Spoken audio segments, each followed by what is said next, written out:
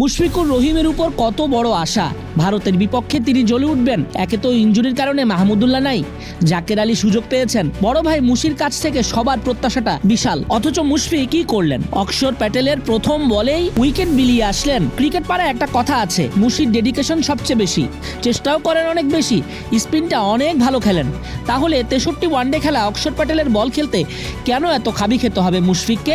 প্রথম বলটাও কি দেখে শুনে খেলা যেত না? 272টা ওয়ানডে খেলেছেন মুশফিক। এতদিনের অভিজ্ঞতা, এতদিনের চেষ্টা পরিশ্রম দিয়ে কি দলকে বিপদ থেকে তোলা যেত না? সেই জায়গায় উইকেটটা বিলিয়ে আসলেন প্রথম বলেই। আকসারের বলটা একটু ফ্লাইট ডেলিভারি ছিল, মুশফিক ডিফেন্ড করতে গিয়েই ব্যাটের কানা লাগিয়ে দেন। বলা হচ্ছে এটাই নাকি শেষ চ্যাম্পিয়ন্স ট্রফি। মুশফিকরা আস্তে আস্তে অবসরের পথে।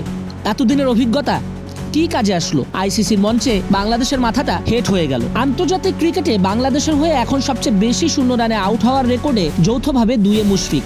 ভারতের বিপক্ষে আকসার প্যাটেলের বলে কিপারের ক্যাচ দিয়ে শূন্য রানে আউট হয়ে তিনি স্পর্শ করে ফেলেন মাশরাফিকে। এই দুজনেরই এখন শূন্য 33টা। বাংলাদেশের হয়ে এই রেকর্ডে সবার উপরে আছেন তামিম ইকবাল। 3 সংস্করণ মিলিয়ে 36 বার শূন্যতে ফেরার তিক্ত স্বাদ পেয়েছেন তামিম। তামিমের আগে রেকর্ডটি ছিল মোহাম্মদ আশরাফুলের, 31 বার শূন্যতে ফিরেছেন তিনি। সাকিব আল হাসান রান না করেই আউট হয়েছেন 27টি ইনিংসে।